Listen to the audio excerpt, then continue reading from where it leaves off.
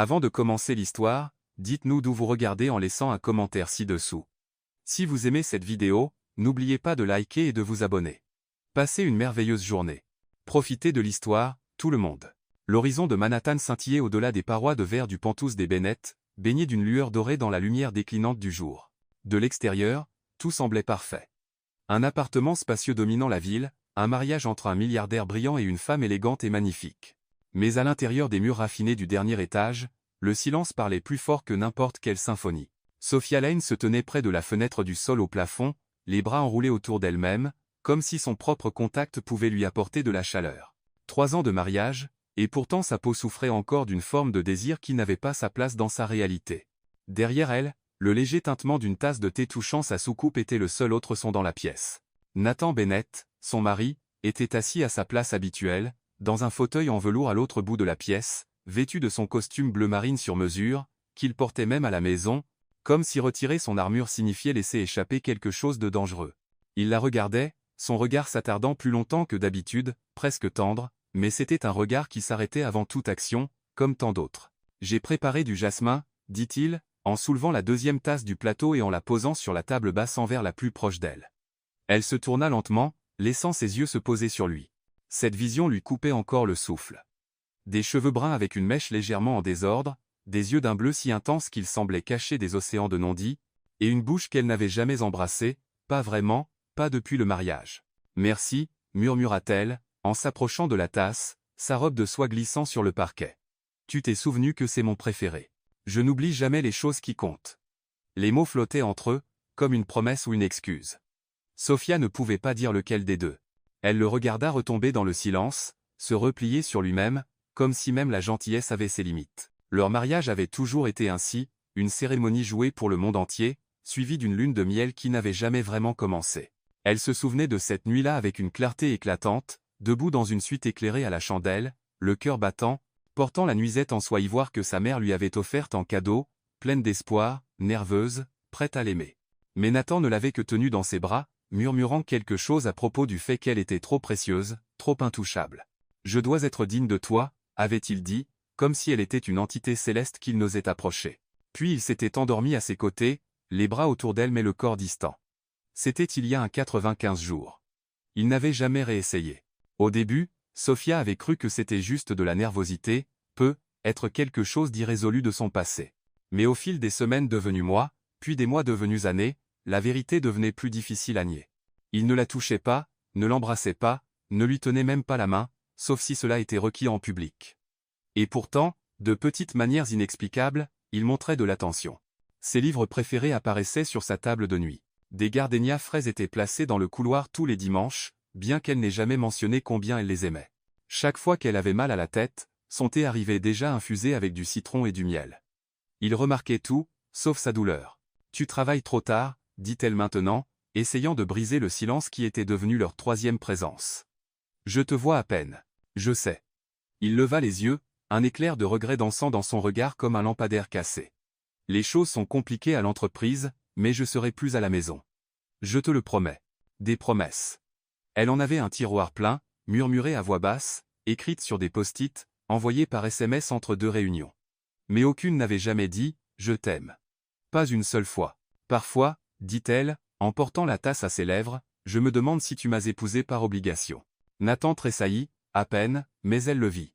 Il baissa les yeux sur ses mains, les fléchissant comme s'il tenait quelque chose de trop fragile. Ce n'est pas le cas, dit-il doucement.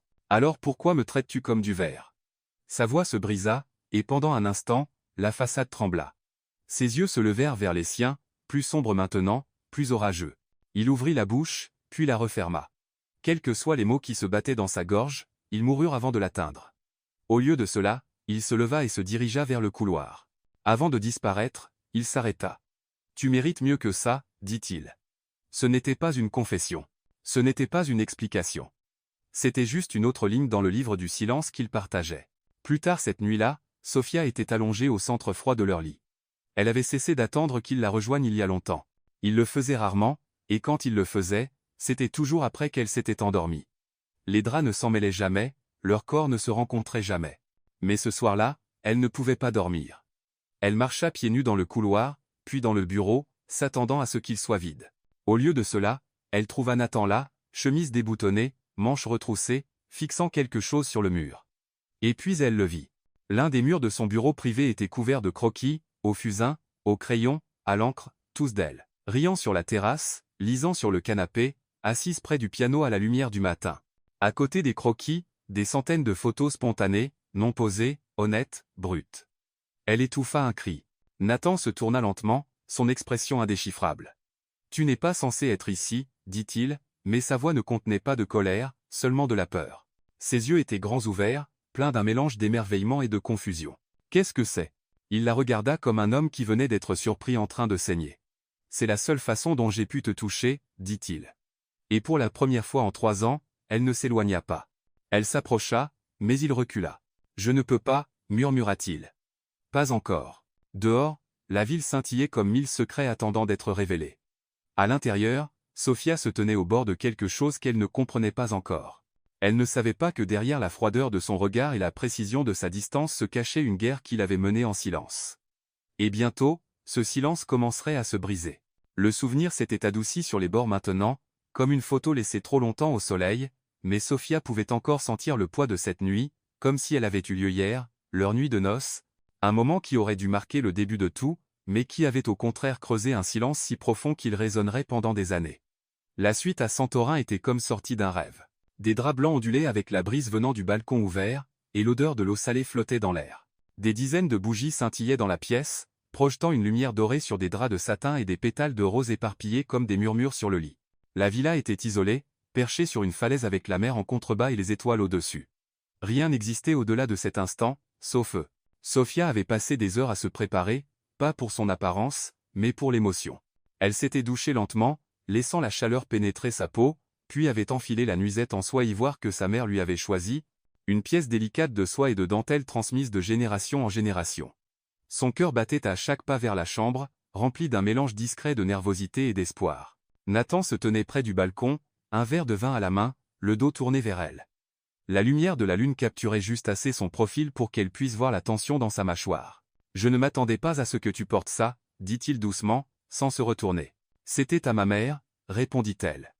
Elle disait qu'une nuit de noces est sacrée, qu'elle devient un souvenir que l'on porte dans son corps. Il posa le verre avec soin et se tourna. Ses yeux rencontrèrent les siens, et quelque chose en eux changea, pas du désir, pas de la peur, quelque chose d'autre, quelque chose de torturé. Elle fit de l'empas vers lui, et il ne bougea pas. Ses mains trouvèrent sa poitrine, ses doigts se recroquevillant contre le blanc impeccable de sa chemise. Elle attendait son contact, son baiser, son abandon. Mais Nathan ne tendit pas la main vers elle. Au lieu de cela, il posa doucement ses mains sur ses bras et recula, comme si sa proximité le brûlait. « Sophia » sa voix se brisa, « tu n'as pas idée combien de temps j'ai attendu de te voir ainsi. Tu es à couper le souffle. Alors viens plus près, murmura-t-elle. S'il te plaît. » Mais il secoua la tête, presque imperceptiblement. « Tu es trop précieuse. Je ne peux pas. Pas comme ça. Pas encore. » Ses sourcils se froncèrent. À cause de la nervosité? À cause des attentes? Il ne répondit pas. Nathan, dit-elle encore, plus doucement, nous sommes mariés. Je sais. Alors qu'attendons-nous? Il détourna le regard, vers la mer. Que je sois digne de toi. Elle avait envie de crier, de pleurer ou de disparaître dans la brise qui dansait à travers les rideaux, mais elle ne le fit pas. Au lieu de cela, elle tendit la main vers la sienne et la tint. Ses doigts tremblaient contre les siens. Quoi que ce soit, murmura-t-elle, nous l'affronterons ensemble. Et pendant un instant, on aurait dit qu'il la croyait. Cette nuit-là, il ne lui fit pas l'amour. Il ne l'embrassa même pas sur les lèvres. Il se déshabilla juste assez pour la tenir dans ses bras, et elle posa sa tête sur sa poitrine, écoutant la douleur dans les battements de son cœur. Il murmura des choses dans l'obscurité, mi-confession, mi-prière, qu'elle était la seule lumière qu'il ait jamais connue, que son rire était le seul son qui lui faisait oublier le bruit dans sa tête, qu'aimer la terrifiait plus que la mort. Elle s'endormit cette nuit-là dans ses bras, pensant, demain. Demain, il sera prêt. Mais demain n'est jamais venu. Les jours qui suivirent furent remplis de sourires polis et d'espaces tout aussi polis. Nathan devint encore plus méticuleux. Organisant des dîners romantiques qu'elle n'avait pas demandés, planifiant des voyages qu'elle ne faisait jamais, lui envoyant des fleurs tous les lundis sans faute. Mais il ne la toucha plus jamais. Elle attendit la première semaine, puis la deuxième. Un mois passa, puis 2, jusqu'à ce que l'attente devienne routine, et que son désir se transforme en un chagrin silencieux. Elle n'en parla à personne, pas même à sa meilleure amie. Le monde voyait leurs photos et les appelait le couple parfait. Les couvertures de magazines louaient leur élégance, leur intimité, leur histoire d'amour. Mais seule Sofia connaissait la vérité, elle partageait sa vie avec un homme qui l'adorait de loin, refusant de franchir la distance. Et ainsi commença le deuil. Non pas pour un homme perdu, mais pour une proximité refusée.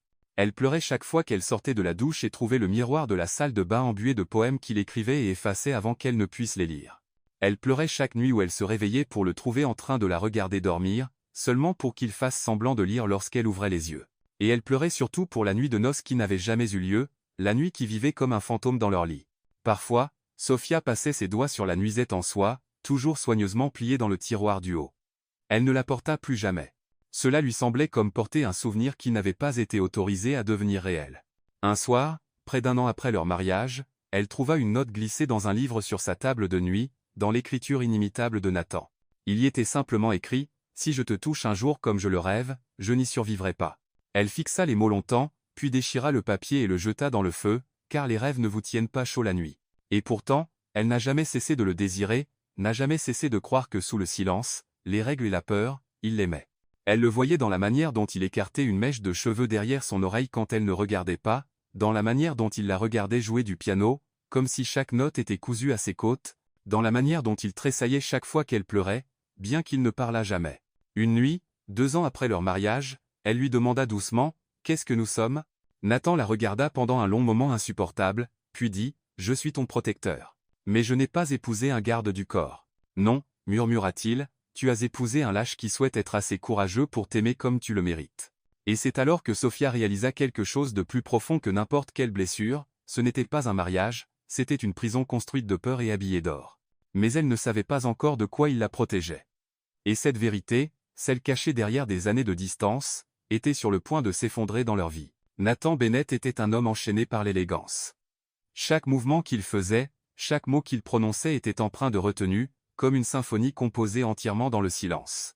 Mais derrière son immobilité calculée, derrière chaque contact inachevé et chaque promesse brisée, vivait un secret, forgé dans l'encre et le sang 3 ans plus tôt, quelques semaines avant le mariage. Nathan s'était assis face à Victor Shaw dans une suite privée au Astor, un club exclusif dont seuls les milliardaires parlaient à voix basse. Victor arborait un sourire qui ne touchait jamais ses yeux. Il parlait lentement, chaque syllabe teintée de poison déguisé en politesse. « Tu l'épouses » dit Victor, en faisant tournoyer un verre de scotch, « mais tu épouses aussi quelque chose que tu ne comprends pas. »« Je ne l'épouse pas pour toi, » répondit Nathan, la mâchoire serrée. « Non, » acquiesça Victor, « tu l'épouses malgré moi. Et ça, mon cher Nathan, est une erreur pour laquelle tu saigneras. » Sur la table entre eux se trouvait un contrat, 17 pages, juridiquement contraignant et imprégné d'implications qu'aucun tribunal ordinaire n'oserait questionner. Nathan avait lu chaque clause. La condition était claire, 5 ans de célibat absolu, non seulement avec Sofia, mais avec toute femme. Si Nathan violait le contrat, tout serait perdu. Ses parts, ses investissements, ses propriétés, son nom, et Sofia. En noir et blanc, il était stipulé. En cas de violation, le contrôle légal complet des actifs matrimoniaux partagés et la tutelle conjugale seront transférés à Victor Shaw. Tutelle, comme si Sofia était une propriété, une clause construite sur des failles juridiques séculaires enfouies dans les fonds fiduciaires qui protégeaient les dynasties d'anciennes fortunes. Nathan avait voulu le brûler, le déchirer, mais Victor s'était alors penché, les yeux brillants comme ceux d'un vautour, et avait porté le coup final. « Tu as vu ce qui est arrivé à Eleanor. Tu te souviens d'elle, n'est-ce pas ? Eleanor Brooks, l'ex-fiancée de Nathan, douce, artistique, enceinte. Elle était morte dans un accident de voiture 2 mois après que Nathan eut rompu, mais aucune partie de lui ne croyait que c'était un accident. Tuesday la menaces, grogna Nathan. Je protège mon héritage, répondit Victor, tout comme tu protégeras le tien si tu signes. Nathan avait signé. Il avait signé parce que Victor possédait les ombres dont Nathan s'était autrefois échappé, parce que quelque part dans ce labyrinthe de lignées, de secrets et de jeux de pouvoir, Victor Shaw détenait une obscurité que Nathan ne pouvait pas encore détruire. Et Sofia, la radieuse Sofia, n'avait aucune idée qu'elle entrait dans un mariage maudit avant même qu'il ne commence. Maintenant, des années plus tard, Nathan était assis seul dans son bureau, fixant ce même contrat. Les bords étaient usés, tachés d'empreintes digitales et de rage. L'encre s'effaçait, mais son pouvoir restait aussi tranchant que jamais. Il avait construit des murs de silence entre lui et la femme qu'il aimait, non par orgueil, mais par désespoir. Chaque pas qu'il faisait vers Sofia était un pas vers sa perte définitive. Quel genre d'homme échange son propre contact pour la sécurité de la femme qu'il aime? Celui qui a vu ce que Victor fait aux femmes qui désobéissent. Celui qui tient son désir comme une arme chargée. Et Sofia, elle n'en avait aucune idée, mais elle commençait à tout remettre en question. Ce matin-là, elle avait remarqué le cadenas sur le tiroir inférieur du bureau de Nathan, celui qu'il gardait toujours fermé, même quand tout le reste lui était ouvert. Et pour la première fois, elle essaya les clés. Elles ne correspondaient pas. Elle frappa à la porte pendant que Nathan se rasait dans la salle de bain. « Il y a un tiroir dans ton bureau que je n'ai jamais vu ouvert », dit-elle avec désinvolture. « Qu'y a-t-il à l'intérieur ? Un contrat, dit-il, trop vite. Pourquoi ?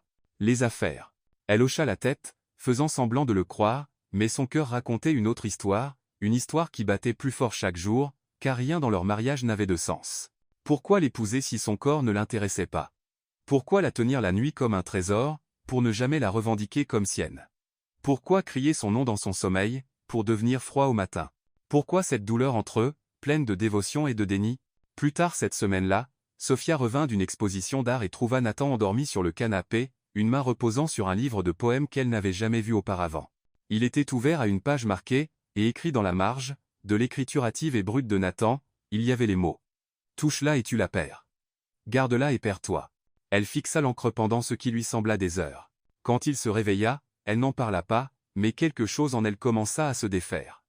Les questions qu'elle avait enfouies griffaient maintenant pour remonter à la surface. Et Nathan le sentait. Un soir, alors qu'il dînait sous les étoiles sur la terrasse du Penthouse, elle demanda enfin, « M'as-tu épousé pour me protéger ?» Sa fourchette s'arrêta en l'air, sa gorge se serra, mais il ne détourna pas le regard. Oui. Sa voix trembla. De quoi?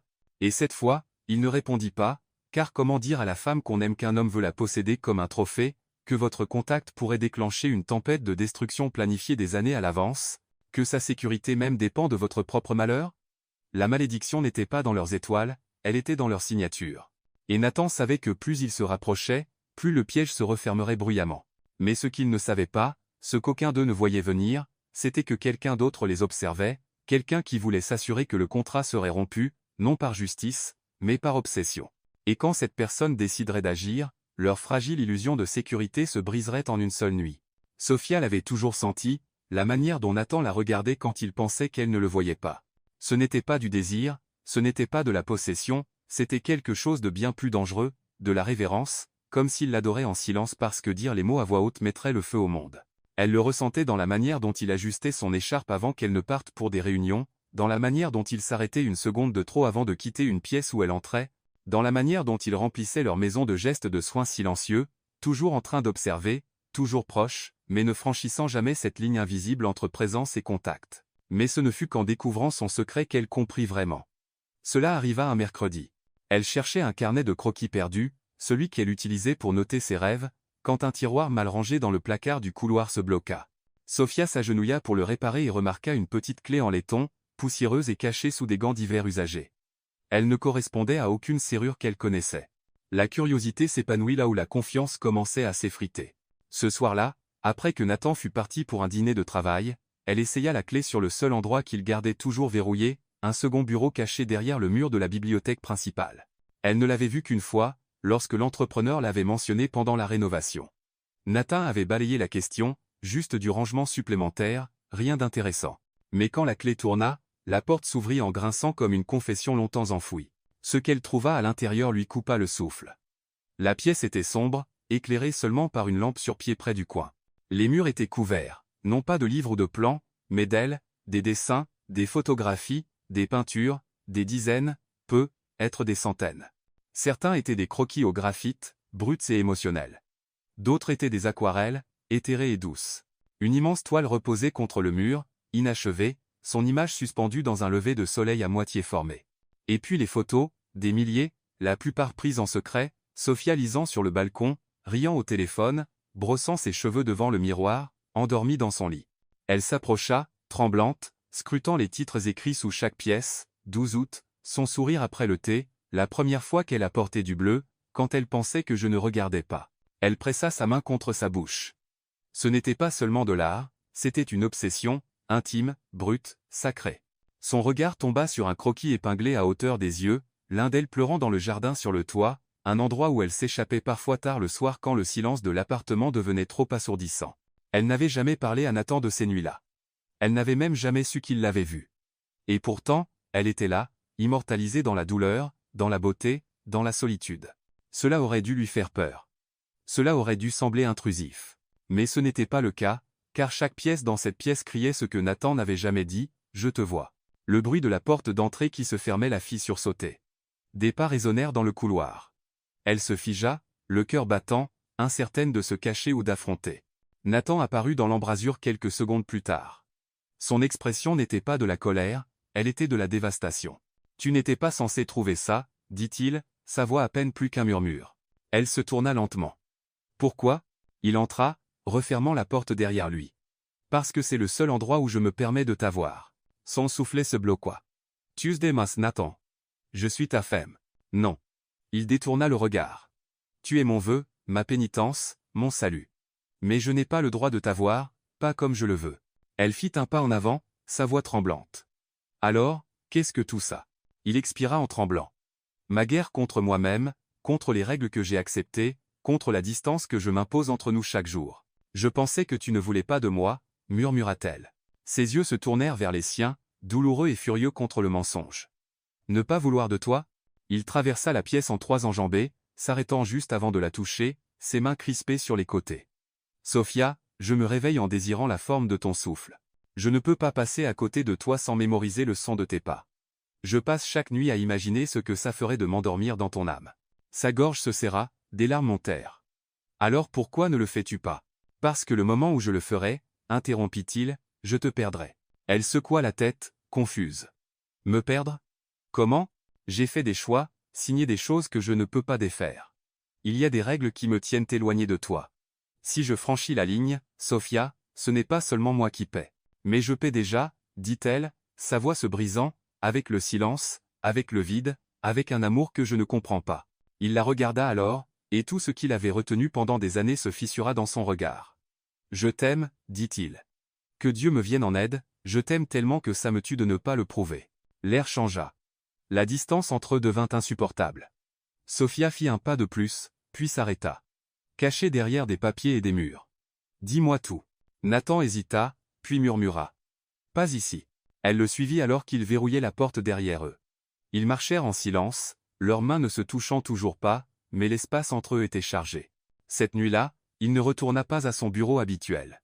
Il se tenait près de la porte de leur chambre, comme s'il réfléchissait à entrer, et puis il dit doucement, « Il y a quelque chose que je dois te montrer, mais pas dans cette ville, pas avec des oreilles à chaque mur. » « Où » demanda-t-elle.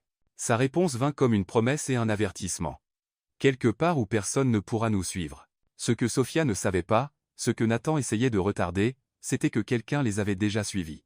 Cette nuit-là, alors qu'ils dormaient dans des chambres séparées encore une fois, une lumière rouge clignotait faiblement derrière la grille de ventilation dans le coin de la galerie secrète de Nathan. Quelqu'un avait tout vu, et bientôt, le silence ne suffirait plus à les protéger. La date s'approchait de Sophia comme un murmure, doux mais inoubliable, 3 ans. 3 ans de mariage sans consommation, 3 ans de nuits passées recroquevillées de part et d'autre d'un lit commun, d'anniversaires marqués par des diamants mais pas par des baisers, de la protection inébranlable de Nathan et de sa distance tout aussi inébranlable. Et pourtant, elle l'aimait toujours. Ce n'était pas rationnel, ce n'était pas mérité, mais c'était réel. Cette année, elle ne voulait pas d'un bouquet de lys importé. Elle ne voulait pas d'une réservation pour un dîner à 10 plats sans conversation. Elle ne voulait pas être adorée de loin comme une déesse dans une cage de verre. Elle voulait être à lui, pour une nuit, complètement, sans secret, sans retenue. Alors, elle fit un choix.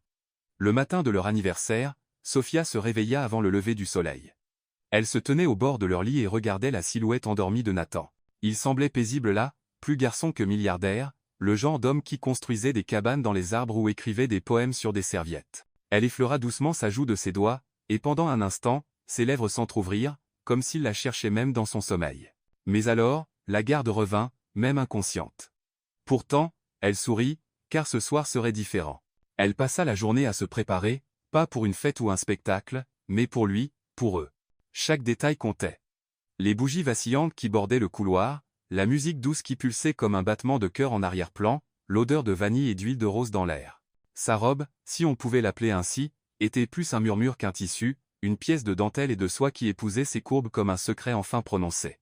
Et sur le lit, une simple note, écrite de sa propre main. Plus de distance. Plus de peur. Ce soir, je ne demande pas. J'attends. Nathan arriva juste après 9 heures. Elle entendit le léger bruit de sa mallette contre la console, suivi d'une pause. Il faisait toujours une pause, comme s'il écoutait l'humeur de l'appartement avant d'entrer pleinement. Mais cette fois, quelque chose dans l'air avait changé. Ce n'était pas seulement romantique, c'était chargé, audacieux, vivant. « Sophia » appela-t-il doucement, la voix prudente. Elle ne répondit pas. Au lieu de cela, elle attendait dans la chambre, le cœur battant, alors que la porte grinçait en s'ouvrant. Sa silhouette apparut dans l'embrasure, figée sur place. Elle se tenait devant lui, encadrée par la lumière des bougies, son corps tremblant, non pas de peur, mais d'espoir. Pendant un long moment, aucun d'eux ne parla. Le silence entre eux s'étira, vibrant de 3 ans de désir.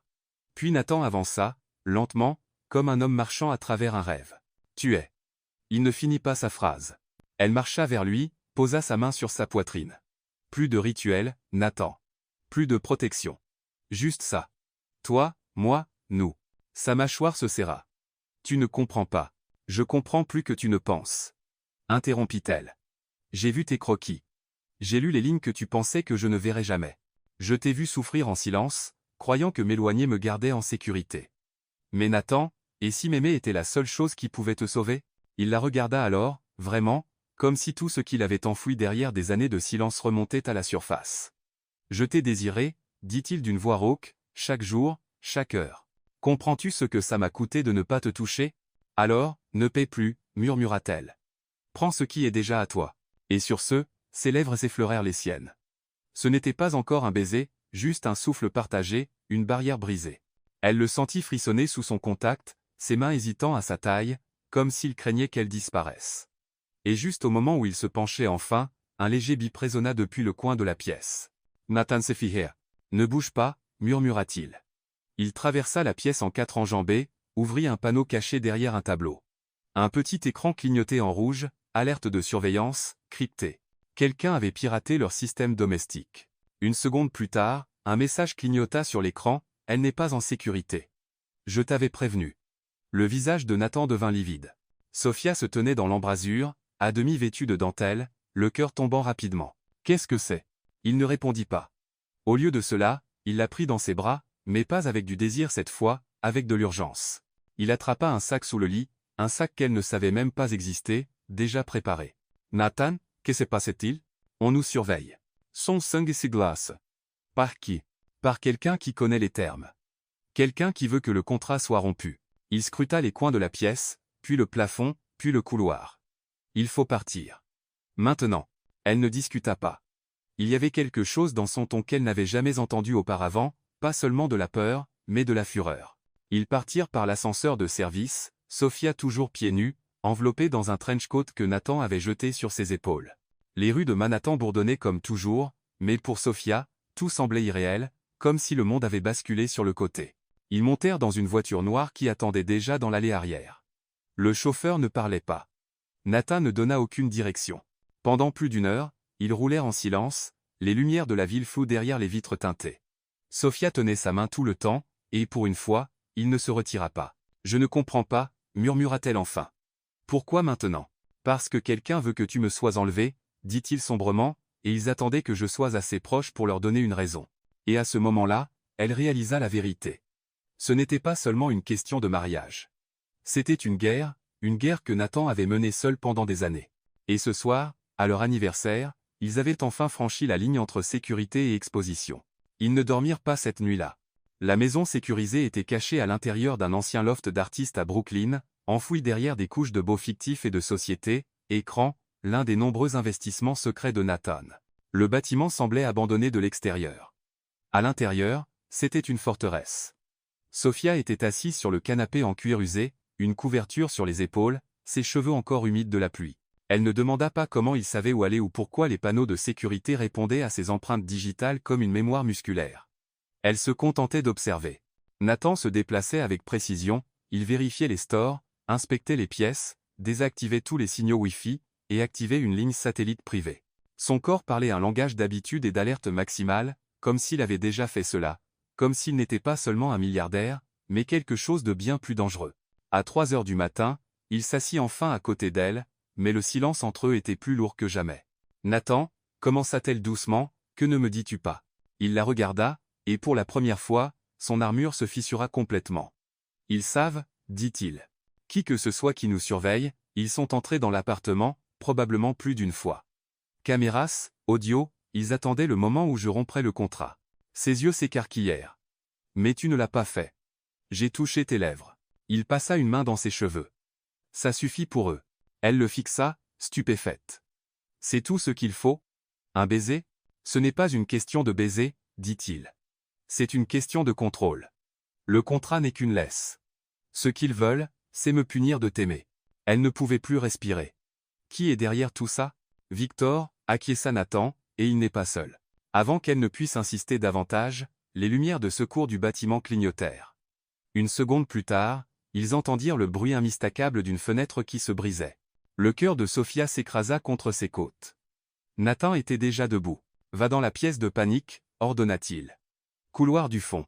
Le code est 4786. Et toi, je te rejoindrai là. Nathan. Va. Elle courut. Derrière elle, elle entendit des pas, des voix, un fracas, puis le silence. À l'intérieur de la pièce de panique, petite, sombre, tapissée d'acier insonorisé, Sophia essaya de calmer sa respiration. Ses doigts tremblaient alors qu'elle entrait le code. La porte se scella derrière elle avec un sifflement. Elle attendit. Les minutes s'étiraient, aucun son. Puis la porte s'ouvrit à nouveau. Nathan apparut, chemise déchirée, lèvres saignantes, yeux brûlants. Il claqua la porte derrière lui et activa le verrouillage. « Il faut disparaître, dit-il, essoufflé. Ce soir. Disparaître » répéta-t-elle. Il hocha la tête. Plus de Pentose, plus de Bennett Enterprise, plus de vie traçable. Si nous restons en surface, ils te prendront. L'argent m'est égal, dit-elle. Moi non, répondit-il, parce que lui s'en soucie. Et si nous me dépouillons de valeur, Victor n'aura plus d'utilité pour toi. Qu'est-ce que ça veut dire? Il la regarda et dit les mots comme un couteau. Il ne veut pas de toi. Il veut te posséder, comme il l'a fait avec Eleanor. Le nom la frappa comme de l'eau froide. Je pensais qu'elle était ton ex-fiancée, murmura Sophia. Elle l'était, et elle est morte dans un accident de voiture. Elle a été poussée, dit Nathan, la voix creuse, pas de la main de Victor, mais par sa volonté. Sophia eut l'impression que le sol disparaissait sous ses pieds. Tu penses qu'il me tuera aussi? Je sais qu'il le fera, si ça lui donne le contrôle. Ils se regardèrent, essoufflés, comme deux âmes debout au bord de la même falaise. J'aurais dû te le dire, dit enfin Nathan, à propos du contrat, à propos de lui. Mais je pensais que si je pouvais juste tenir bon, si je pouvais te protéger assez longtemps, nous pourrions avoir l'éternité. Des larmes emplirent ses yeux, et maintenant il s'approcha, prit son visage dans ses mains tremblantes. Maintenant, j'en ai fini de te protéger avec le silence. Nous combattons. Elle hocha lentement la tête, comme si quelque chose d'ancien en elle s'était éveillé. Alors faisons-lui regretter d'avoir jamais touché à nos vies. Il sourit pour la première fois depuis des jours, petit, brisé, réel. J'espérais que tu dirais ça. Les 72 heures suivantes passèrent dans le mouvement. Ils se déplacèrent entre des lieux sécurisés, des téléphones jetables, des pseudonymes. Nathan contacta des personnes dont Sophia n'avait jamais entendu parler, des experts en technologie, d'anciens agents de renseignement, des mercenaires légaux. Chaque conversation les rapprochait du cœur de l'empire de Victor et de la vérité derrière la création du contrat. En chemin, quelque chose changea entre eux. Peut-être était-ce l'adrénaline, peut-être était-ce la vérité qui comblait enfin les fissures entre eux, mais pour la première fois en 3 ans, Sophia et Nathan commencèrent à vivre dans le même moment, plus de barrières tacites, plus d'espace calculé. Une nuit, après une échappée étroite à Boston, ils dormirent dans le même lit, tout habillés mais enlacés, sa tête sur sa poitrine, ses doigts emmêlés dans ses cheveux. Pas de secret, pas de peur, juste du souffle, juste être. Et pour la première fois, Sophia murmura ce qu'elle avait toujours su. Je n'ai jamais cessé de t'aimer. Nathan la serra plus fort. Et je n'ai jamais commencé à aimer quelqu'un d'autre que toi. Mais le monde extérieur n'avait pas fini de les tester, car juste au moment où ils trouvaient la sécurité l'un dans l'autre, un autre message arriva, celui-ci manuscrit, livré à la main, et laissé sur le pare-brise de leur voiture volée, 5 mots. Vous manquez de temps. Le soleil des Caraïbes scintillait à l'horizon, projetant des reflets dorés sur les eaux calmes des îles Vierges, mais Sophia remarquait à peine la vue. Son regard était fixé sur Nathan, qui se tenait pieds nus sur le pont du yacht privé, les bras croisés, les yeux distants. Ils n'avaient pas beaucoup parlé depuis leur arrivée. C'était censé être leur moment de paix, hors réseau, introuvable, enfin seul, mais au lieu d'apporter de la clarté, la beauté autour d'eux semblait seulement amplifier le poids qui pesait entre eux. Je ne t'ai pas amené ici pour fuir, dit enfin Nathan, sa voix basse et rauque. Je t'ai amené ici pour tout te dire. Le cœur de Sophia se serra. Elle le suivit sous le pont, où l'intérieur du yacht était chaleureux avec du bois d'acajou et une lumière tamisée. Nathan tendit la main dans un coffre-fort encastré dans le mur et en sortit un dossier en cuir noir. Il le lui tendit, comme quelqu'un qui rend une arme. « C'est le contrat, dit-il, celui que j'ai signé avant notre mariage. » Elle l'ouvrit lentement. Un langage juridique, des paragraphes denses, des termes froids et brutaux. Elle parcourut rapidement jusqu'à ce qu'une clause attire son attention, surlignée, annotée, et marquée d'une date 2 jours avant leur mariage. En cas d'intimité physique avec une femme pendant la période du contrat, tous les actifs, participations et privilèges de tutelle de Bennett, y compris les droits matrimoniaux, seront transférés intégralement à Victor Shaw ou à son représentant désigné. Son sang se glaça. « Tutelle » murmura-t-elle, comme si j'étais une propriété. Il s'assit, semblant soudainement 10 ans plus vieux. « Cette clause a été insérée quand Victor a appris que je t'épousais. C'était censé être une laisse. Si je romps le contrat, je perds tout. Et partout, je veux dire toi. » Elle le fixa, incrédule. « Comment as-tu pu accepter ça ? Parce que l'alternative était pire, dit-il. Il t'a menacé, pas directement, jamais ouvertement, mais j'ai vu ce qu'il fait aux femmes qui se mettent en travers de son chemin. Eleanor était la première. » Sophia déglutit difficilement. Que lui est-il arrivé ? Nathan se pencha en avant, posant ses coudes sur ses genoux. Eleanor et moi étions fiancés avant que je te rencontre. Nous avons rompu parce que j'ai découvert qu'elle était enceinte, et ce n'était pas de moi. Les yeux de Sophia s'écarquillèrent. Elle avait peur. Victor avait du pouvoir sur sa famille. Elle a essayé de fuir. 2 mois plus tard, sa voiture a perdu le contrôle sur une route glissante sous la pluie. La police a appelé ça un accident. Moi, j'appelle ça un message.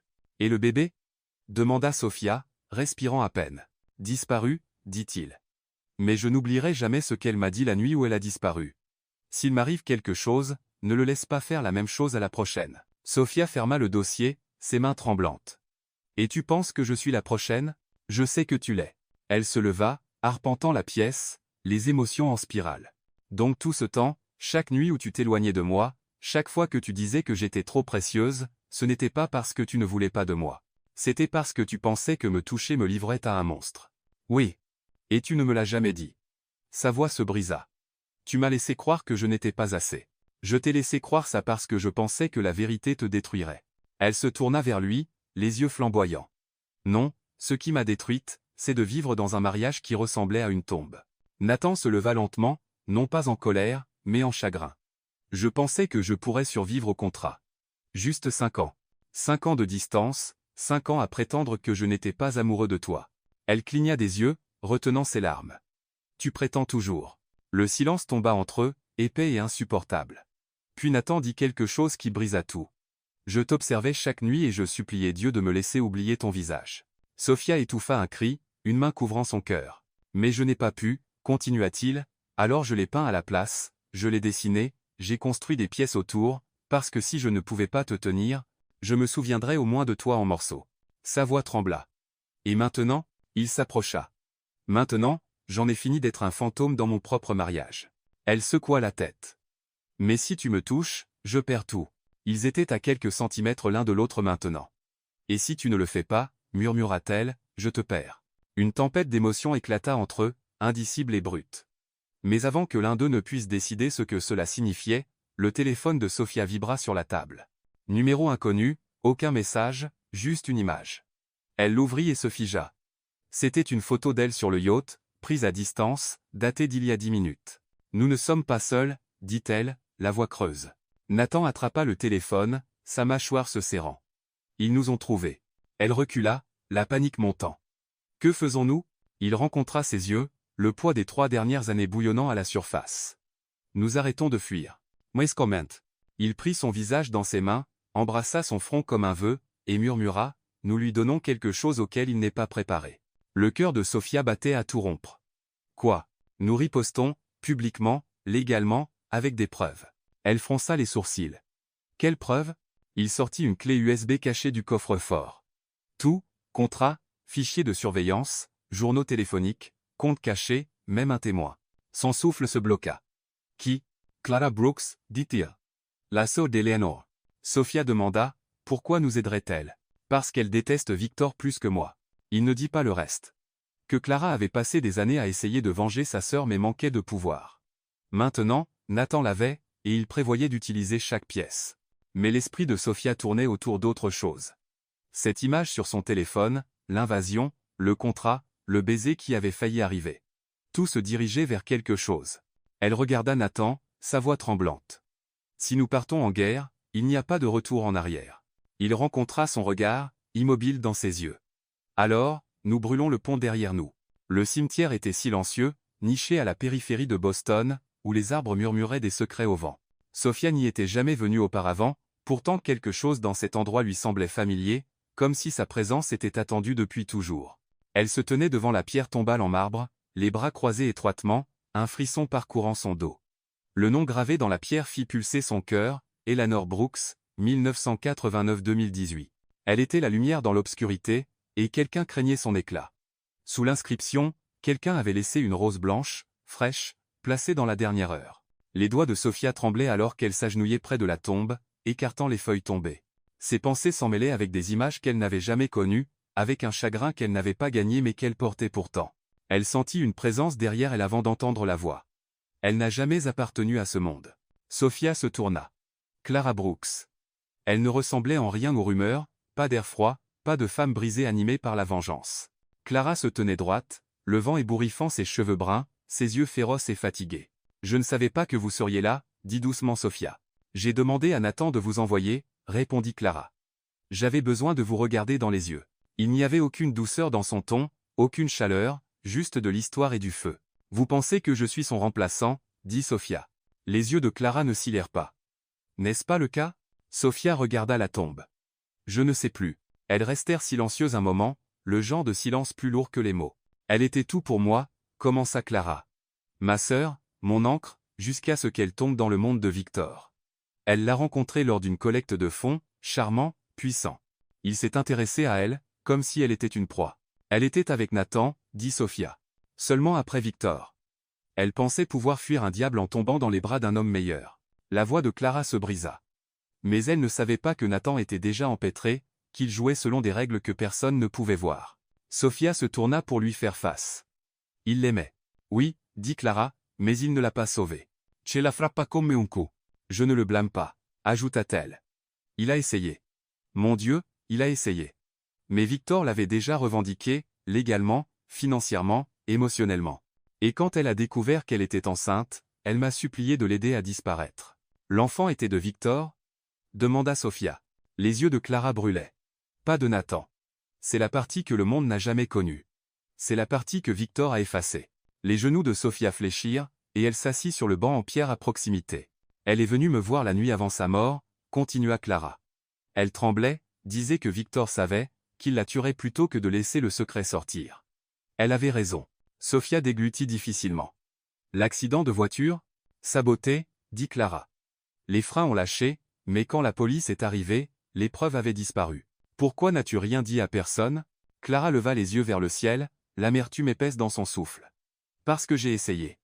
Et chaque fois que je parlais, j'étais réduite au silence. Mes comptes gelés, mon nom mis sur liste noire. Victor a des mains dans le droit, la politique, les médias. Je ne pouvais rien prouver, et finalement, j'ai arrêté d'essayer. Et Nathan ? Il s'est effondré, dit-elle simplement. Il a disparu pendant 1 an, et revenu avec des yeux froids et plus d'argent que je ne l'aurais cru possible. C'est là que j'ai su qu'il avait conclu un marché. Sophia ferma les yeux. Le contrat, murmura-t-elle. Clara hocha la tête. Ce n'était pas seulement pour se protéger lui-même. C'était pour s'assurer que ce qui était arrivé à Eleanor ne se reproduise pas. Sophia eut l'impression de s'enfoncer dans un passé qu'elle n'avait pas vécu mais sous lequel elle vivait depuis toujours. « Tu me détestes » dit-elle doucement. Clara ne le nia pas. « Je ne te connais pas » dit-elle. « Mais chaque fois que je te regarde, je vois ce qu'elle n'a jamais eu, une seconde chance. Je n'ai pas demandé ça. » « Non, acquiesça Clara, mais tu y as survécu. » Il y avait quelque chose dans sa voix, quelque chose comme un respect réticent. « Pourquoi as-tu finalement accepté d'aider Nathan » demanda Sophia. « Parce qu'il ne demande plus à fuir. Il demande à détruire le système qui a créé des hommes comme Victor. Et il ne peut pas le faire sans toi. » Sophia se leva à nouveau, ses mains serrées sur les côtés. « Je ne suis pas Eleanor, » dit-elle. Clara inclina la tête. « Alors ne meurs pas comme elle. » Elles se regardèrent, et quelque chose passa entre elles, une compréhension scellée non par le pardon, mais par un chagrin partagé. Clara se tourna pour partir, mais avant de s'éloigner, elle dit une dernière chose. Sois prudente. Victor n'a pas peur de tuer, mais il est terrifié de perdre le contrôle. Et en ce moment, tu es la seule chose qu'il ne peut pas posséder. De retour à la maison sécurisée, Sophia entra et trouva Nathan au téléphone, faisant les 100 pas. Il leva les yeux, scrutant son visage. Que t'a-t-elle dit? Tout, dit Sophia. Il raccrocha sans un mot et vint à elle. Je suis désolé. Elle secoua la tête. Plus d'excuses.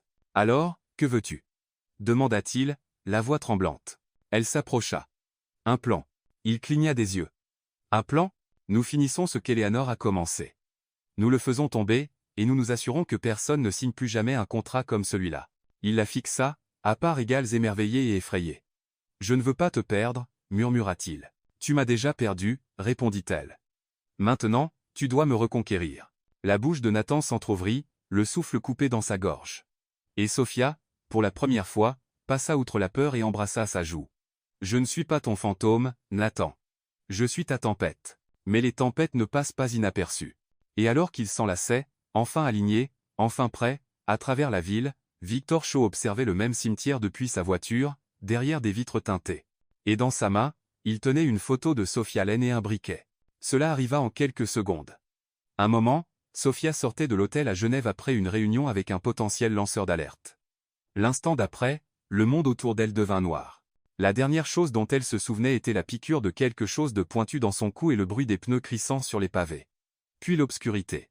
Quand elle se réveilla, l'air était stérile et froid, un plafond blanc clinique au-dessus d'elle. Ses poignets étaient attachés à un lit d'hôpital, des tubes dans ses bras, des électrodes sur ses tempes. Et une femme avec un porte-bloc se tenait à son côté, souriant comme une infirmière sortie d'un film d'horreur. « Bonjour, Madame Bennett », dit-elle d'une voix qui donna des frissons à Sophia. « Je suis le docteur Liliart. Je vais faciliter votre transition.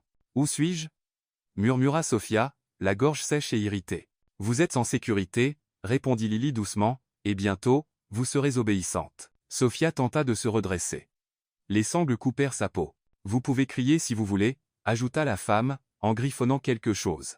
« Personne n'entendra, et honnêtement, ça ne changera pas l'issue. » La peur enserra la poitrine de Sophia comme un étau. « Nathan me trouvera. »« Oh, il est tout à fait conscient, » dit Lily, son sourire ne faiblissant jamais. « Il regarde. » Les lumières s'atténuèrent. Un moniteur sur le mur s'alluma, et il était là, Nathan, enfermé dans une pièce blanche austère, le visage pâle, les poings ensanglantés de frapper contre la vitre, sa voix muette mais sa bouche criant clairement son nom. Le cœur de Sophia se brisa. « Que voulez-vous » demanda-t-elle. Le docteur Hart sembla amusé. « Je veux de la conformité, de la paix, du contrôle. Vous voyez, votre mari a fait une promesse, un contrat. Il a violé cette promesse, et maintenant des conséquences doivent suivre. »« Je ne suis pas une conséquence, » grogna Sophia. « Mais si, » répondit-elle. « Vous êtes un levier. » Au cours des heures suivantes, des jours, elle ne pouvait pas dire. Sophia endura des sessions destinées à la reconditionner, des drogues pour supprimer la mémoire, des éclairs de lumière aveuglante, des enregistrements en boucle de la voix de Victor lui disant que Nathan l'avait abandonné. « Vous êtes une propriété maintenant », répétait le message. « Vous avez été acheté, vous avez été trahi. » Elle lutta, même quand les drogues brûlaient ses veines, même quand l'infirmière la forçait à dire le nom de Nathan et la choquait pour cela, même quand il paralysait son corps et la faisait regarder des enregistrements de son mariage joués à l'envers, comme pour défaire les vœux, même quand il lui donnait des mensonges. Elle lutta, parce qu'au plus profond d'elle, Sophia connaissait la vérité, Nathan ne l'avait pas abandonnée. Il était mort un peu chaque jour en ne la touchant pas, et il mettrait le feu au monde pour la récupérer. Dans la pièce d'à côté, Nathan Bennett était assis, enchaîné à une chaise, des bleus fleurissant le long de son dos. Il n'avait pas mangé, pas dormi, mais ses yeux étaient vivants, concentrés, la rage et la culpabilité s'affrontaient en lui comme le feu et la cendre. Chaque fois qu'il la voyait sur le moniteur, tremblante, droguée, forcée de murmurer qu'elle n'était personne, il voulait tout détruire. « Tu as rompu le contrat, » dit Victor, apparaissant dans l'embrasure, vêtu comme un homme en vacances. « Tu l'as embrassée. Tu lui as tenu la main. Tu l'as tenue pendant qu'elle dormait. » Nathan ne répondit pas. « Alors maintenant, je la possède, » continua Victor, légalement, logistiquement, entièrement. Nathan rit. C'était brisé. Tu ne posséderas jamais son esprit. Victor s'agenouilla à côté de lui, posant une main sur son épaule comme le ferait un père. Tu ne comprends toujours pas, n'est-ce pas? Ce n'est pas à propos de Sophia. C'est à propos de toi, de regarder l'homme le plus fort que je connais tomber à genoux parce qu'il ne pouvait pas supporter de me désobéir. Tu étais mon préféré. Nathan tourna lentement la tête, rencontrant son regard. Tu as toujours eu peur d'elle. C'est pourquoi tu fais ça. Tu as vu ce qu'elle pouvait devenir. Le sourire de Victor s'effaça, juste une seconde, puis il se leva. Profite du spectacle. Le troisième jour, ils droguèrent à nouveau Sophia, mais quelque chose était différent cette fois. Alors qu'ils préparaient la perfusion, l'infirmière hésita. Sa main trembla, et puis elle glissa un petit morceau de papier plié dans la paume de Sophia. 6 mots. À minuit, troisième porte, court. L'espoir, vif, immédiat.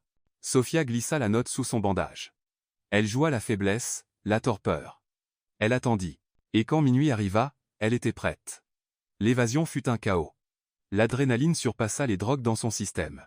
Elle mordit l'infirmière, fracassa un plateau contre un garde de sécurité, courut pieds nus dans des couloirs métalliques, les alarmes hurlant. La troisième porte menait à une chaufferie, vide sauf pour un homme. Nathan. Il saignait d'une coupure au-dessus de l'œil, une main encore menottée, mais quand il la vit, il se figea. Elle n'était plus la femme qu'il avait épousée, elle était du feu. Elle attrapa la clé d'urgence sur le mur et déverrouilla sa menotte. « Tu pensais que j'attendrais pour toi » siffla-t-elle. Et ensemble, ils coururent, à travers les couloirs de service, devant des gardes stupéfaits, jusqu'aux niveaux inférieurs de l'installation qui ressemblait plus à un bunker qu'à un hôpital. Ils volèrent une voiture. Ils ne parlèrent pas avant d'être à des kilomètres. Puis, garée sous un pont, Sophia se tourna vers lui, tremblante. « Je pensais que tu avais abandonné. Je planifiais ton sauvetage, murmura-t-il. Je n'allais pas échouer à nouveau. » Elle posa sa tête contre son épaule. Il embrassa ses cheveux, et ils pleurèrent tous les deux, pas seulement de douleur, mais de tout ce qui avait survécu. De retour à New York, le monde continuait de tourner, mais quelque chose avait changé. Victor était allé trop loin, et maintenant Nathan avait la seule chose que Victor n'avait jamais anticipée, une femme qui avait vu le pire de son empire et en était sortie vivante, avec des preuves, avec de la rage, avec un but. Et très bientôt, elle aurait une voix. Sophia se tenait pieds nus sur le balcon d'une cachette nichée dans les montagnes du Colorado, le froid mordant sa peau comme une vérité qui s'éveillait enfin. Derrière elle, à l'intérieur de la cabane chaude, Nathan l'observait à travers la vitre. Cela faisait 3 jours qu'il s'était échappé, 3 jours qu'il dormait avec un œil ouvert, ne faisant confiance à personne d'autre qu'eux-mêmes, 3 jours que Sophia commençait à transformer sa douleur en un plan. Parce que si Victor pensait que la brisée mettrait fin à la guerre, il avait tout mal calculé. Elle rentra à l'intérieur et fit face à Nathan. Il était penché sur une table jonchée de cartes, de dossiers juridiques, de téléphones jetables et de disques cryptés. Un ordinateur portable clignotait doucement à côté d'un enchevêtrement de fils. Sur l'écran, le début d'une affaire qui pourrait faire tomber un empire. « Il ne se cache plus » dit Sophia, croisant les bras. « Ça le rend néglige. » Nathan leva les yeux. « Il nous faudra plus que de la rage. » Elle hocha la tête. « Heureusement, j'ai plus que ça. » Ils commencèrent à assembler le puzzle. Chaque fil que Victor avait essayé de cacher, chaque société, écran juridique, chaque compte offshore lié au nom d'Eleanor, chaque certificat de décès falsifié, chaque rapport de police modifié. Et puis ils firent appel à de l'aide. Nathan contacta des personnes que personne d'autre ne pouvait atteindre. Un ancien analyste de la NSA vivant hors réseau dans le Maine, un ancien dénonciateur de Wall Street codant maintenant à Berlin sous un faux nom, un journaliste mis sur liste noire pour avoir exposé la corruption dans les familles de vieilles fortunes. Chacun d'eux devait quelque chose à Nathan, et maintenant il devait quelque chose à Sophia aussi. Un par un, des alliés se réunirent dans l'ombre, des guerriers numériques, des assassins légaux, des hackers éthiques, une armée silencieuse qui ne portait pas d'armes mais des preuves. Mais ce qui rendit leur plan de dangereux à mortel fut la femme qui se présenta sans prévenir un matin, Clara Brooks.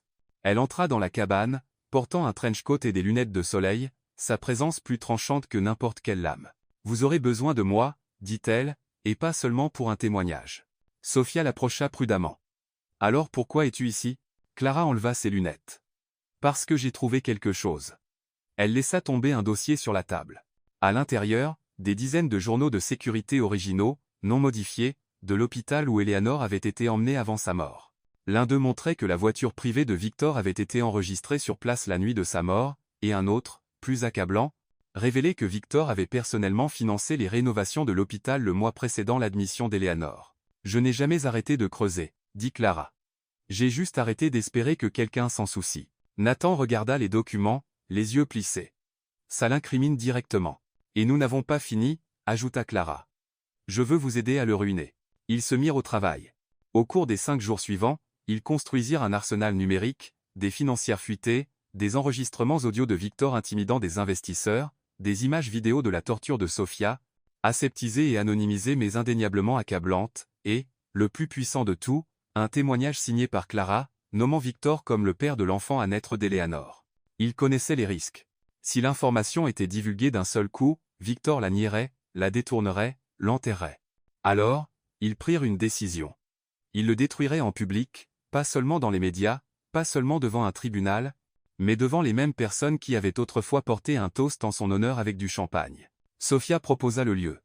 Le gala de l'hôpital pour enfants à New York, un événement que Victor présidait chaque année, une collecte de fonds diffusée en direct, retransmise en temps réel sur les réseaux sociaux et les chaînes nationales, un endroit où il se sentirait intouchable. Poétique, dit Nathan.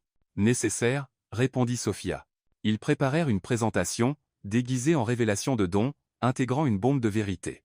Sofia monterait sur scène sous prétexte d'honorer l'héritage d'Eleanor, et de là, ils allumeraient la mèche. « Penses-tu qu'il viendra » demanda Clara. Nathan répondit, l'ego de Victor ne le laisserait pas rester à l'écart. Sofia regarda autour de la pièce. Tout le monde avait risqué quelque chose, mais personne n'avait risqué plus qu'elle. Et pourtant, elle n'avait plus peur. « Je veux être celle qui appuie sur lecture, » dit-elle. Nathan s'approcha d'elle, prit sa main. « Tu as déjà appuyé sur quelque chose de plus grand, » dit-il doucement. « Tu m'as fait croire à nouveau. » Cette nuit-là, avant de partir pour New York, Sofia s'assit seule près du feu, tenant la clé USB comme une prière. Elle ne savait pas ce que demain apporterait, mais elle savait ceci, elle avait été droguée, brisée, manipulée, réduite au silence. Maintenant, elle serait entendue, et Victor Shaw ne le verrait jamais venir. La salle d'audience était bondée, chaque siège occupé, chaque coin bourdonnant de reporters, d'équipes de caméras et de murmures silencieux portant des siècles de secrets.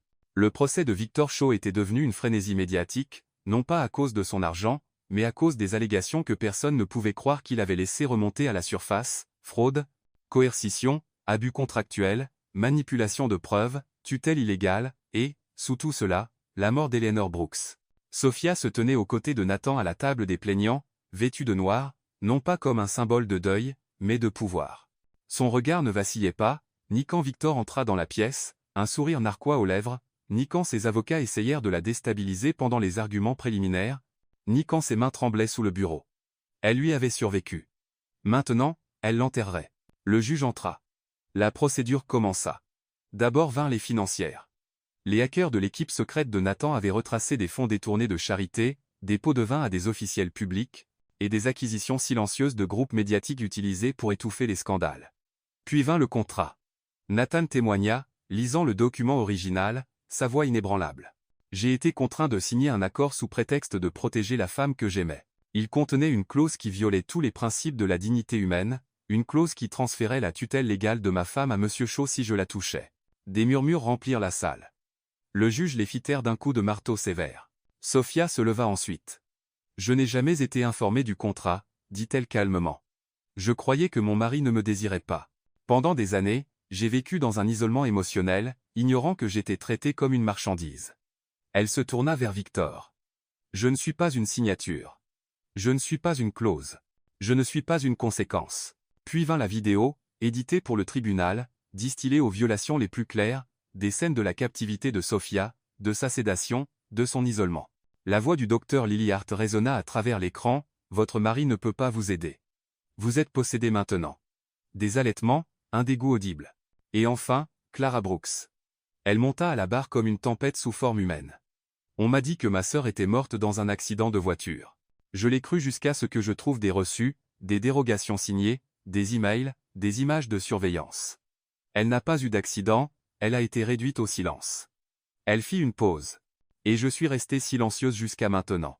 Les mains de Clara tremblaient alors qu'elle brandissait le journal d'Eleanor, retrouvé des années plus tard dans un locker enregistré sous un faux nom. À l'intérieur, des pages remplies de peur, d'amour, d'avertissement. Elle était enceinte, et Victor était le père. Elle a essayé de s'échapper, et il s'est assuré qu'elle ne le fasse pas. Puis elle se tourna vers Victor, sa voix immobile. « Tu as essayé de l'effacer, mais maintenant le monde connaît son nom, Eleanor Brooks. » Encore et encore, son nom résonna dans la salle. À la mi-journée, la contenance de Victor commença à se fissurer. Il chuchotait furieusement à ses avocats, se moquait des témoins, levaient les yeux au ciel face au récit de Sophia sur leur mariage surveillé. Mais ce fut la déclaration finale de Nathan qui brisa le dernier masque. Nathan marcha lentement jusqu'au centre de la salle, se tint devant le juge et dit « J'ai renoncé à mon droit de toucher la femme que j'aime parce que je croyais que cela la garderait en vie.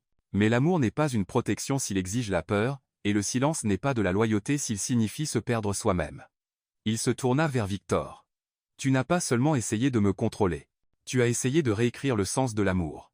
Et maintenant, tu vas en répondre. » Le juge baissa les yeux par-dessus ses lunettes. « Défense, souhaitez-vous répondre ?» Victor se leva, et puis, sans avertissement, il bondit. Il sortit un coupe-papier de sa veste de costume, petit, argenté, tranchant. Sophia eut à peine le temps de réagir avant que Nathan ne se place devant elle, la protégeant. Les officiers de justice plaquèrent Victor au sol, le maintenant alors qu'il criait « Elle était à moi. Tu as rompu l'accord. » La salle d'audience explosa dans le chaos. Le juge frappa son marteau. Silence. Le visage de Victor se tordit de rage alors qu'il était menotté, traîné hors de la salle comme un animal démasqué. Et Sophia, elle ne détourna pas le regard, car la peur ne la possédait plus. Des heures plus tard, le verdict final tomba. Le juge déclara le contrat nul, tous les actifs gelés, Victor Shaw placé en détention fédérale sans possibilité de caution. Une enquête complète sur son réseau fut lancée immédiatement. Et Nathan et Sophia, libres, enfin, complètement, irrévocablement libres. En sortant du tribunal, les flashs des caméras explosèrent autour d'eux, mais ils ne s'arrêtèrent pas, ne parlèrent pas. Ils se contentèrent de se tenir l'un l'autre, véritablement, pleinement, pour la première fois en public, sans masque, sans distance, sans contrat, juste du souffle, juste de l'amour. Et tandis que la ville rugissait autour d'eux, Sophia murmura à l'oreille de Nathan, « C'est fini. » Mais Nathan sourit doucement. « Non, dit-il, ça ne fait que commencer. » L'océan s'étendait à l'infini devant eux, une toile d'argent et de bleu se fondant dans l'horizon à Malibu. L'air avait un goût différent, propre, calme, chaud d'une manière qui n'avait rien à voir avec la température. C'était la paix. Sophia se tenait pieds nus sur le balcon de leur nouvelle maison, la lumière du soleil peignant sa peau en or. La plage murmurait en contrebas, les vagues montant et tombant comme un souffle qui avait attendu 3 ans pour être exhalé. À l'intérieur, la maison était pleine de fenêtres, de lumière et, enfin, de contact. Nathan sortit derrière elle, ses bras entourant sa taille par derrière. Ses lèvres trouvèrent son épaule, douce et révérencieuse, et il enfouit son visage dans la courbe de son cou, comme un homme apprenant à exister à nouveau. Ils ne parlèrent pas. Ils n'en avaient pas besoin. Tant de choses avaient été dites, tant de choses avaient été endurées, et maintenant il n'y avait que la douceur qui vient après la guerre. « Je rêvais de ça, » murmura Sophia, « de me réveiller sans me demander ce que je ne pouvais pas dire, ce que je ne pouvais pas ressentir. » Nathan resserra son étreinte. « Je rêvais de gagner le droit de te toucher. » Elle se tourna dans ses bras, lui faisant face, les yeux pleins de souvenirs et d'émerveillement. « Tu n'as jamais eu à me gagner, dit-elle. Tu n'avais qu'à croire que j'étais à toi. » Il sourit, doux, réel, le genre de sourire qui avait autrefois été caché derrière des décennies d'armure. « Alors laisse-moi y croire chaque jour pour le reste de ma vie. » Et il l'embrassa, non comme un homme hanté, non comme un homme en guerre, mais comme un homme qui avait tout surmonté et choisissait encore l'amour. Cette nuit-là, ils firent l'amour sans peur, pas précipité, pas désespéré, mais lent, sacré. Nathan la toucha comme si elle était une prière qu'il avait attendue 3 ans pour murmurer. Ses mains tremblaient alors qu'elle traçait les parties d'elle qu'il avait mémorisées de loin mais n'avait jamais osé revendiquer. Chaque soupir était une permission, chaque regard une invitation. Il embrassa l'intérieur de ses poignets, le creux de sa clavicule, l'espace entre ses côtes. Et quand leurs corps se joignirent enfin, ce n'était pas seulement physique, c'était un retour au foyer. Sophia pleura, non pas de douleur, non pas de peur, mais de la simple et écrasante vérité qu'après tout, après le silence, après la captivité, après le feu, ils étaient toujours là, ensemble. Et Nathan, lui aussi, laissa ses larmes couler librement, pour tout ce qu'il n'avait pas pu dire, pour tout ce qu'il avait risqué, pour tout ce qu'il avait failli perdre. Ensuite, ils restèrent allongés, emmêlés dans des draps de lin, leurs membres entrelacés, le bruit des vagues les berçant dans quelque chose entre le sommeil et la sérénité. « J'ai perdu tant de temps, » murmura-t-il dans ses cheveux. « Non, » répondit-elle, « tu nous as acheté du temps avec ton silence, avec ta retenue, avec ton amour. » Il la regarda alors, vraiment. « Je veux te rendre tout ce que tu as perdu. »« Tu l'as déjà fait, » dit-elle. « Tu m'as donné ma voix, ma force, mon âme. » Ils passèrent les jours suivants à se redécouvrir. Dans la cuisine, ils dansaient pieds nus sur de vieux airs de jazz. Dans le jardin, ils plantaient de la lavande et du romarin, la terre encore fraîche entre leurs doigts. Ils escaladaient les falaises côtières, leur rire résonnant contre le ciel. Et chaque nuit, Ils faisaient l'amour, comme si le temps leur appartenait à nouveau. Ce n'était pas parfait.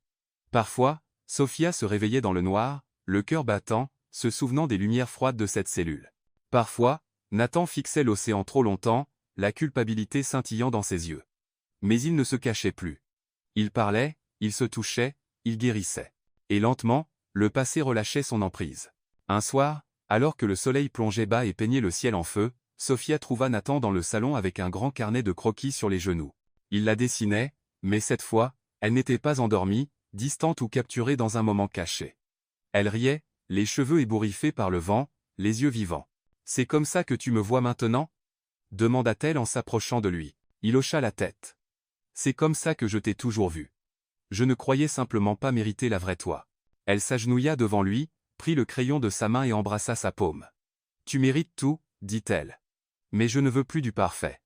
Je veux du vrai, du désordonné, de nous. » Il se pencha, posant son front contre le sien. « Alors construisons-le, murmura-t-il, pas pour le spectacle, pas pour la sécurité, mais pour nous. » Et à ce moment-là, quelque chose changea, pas seulement entre eux, mais en eux. Ils ne survivaient plus, ils vivaient, rêvaient, aimaient. Et quand Sophia murmura plus tard. 3 ans dans le silence. Maintenant, je ne peux pas passer 3 heures sans toi, Nathan se contenta de sourire et de la serrer contre lui. 50 ans ne suffiront pas, dit-il. Je veux une éternité avec toi. Et cette fois, rien ne se dressait sur leur chemin, ni contrat, ni peur, ni silence, seulement l'amour, bruyant, implacable, et enfin, complètement libre. En fin de compte, ce n'était pas l'argent, ce n'était pas le pouvoir. C'était le contact, un geste qui semblait simple mais qui avait été refusé pendant des années au nom de contrats, de menaces et de peur. Mais quand l'amour est réel, il trouve un chemin, même dans le silence. Ils ont attendu, souffert, survécu. Et le moment où ils se sont enfin autorisés à s'aimer, le monde autour d'eux a essayé de les détruire. Mais il a échoué, car rien n'est plus fort qu'un amour qui choisit de résister, même quand tout semble perdu.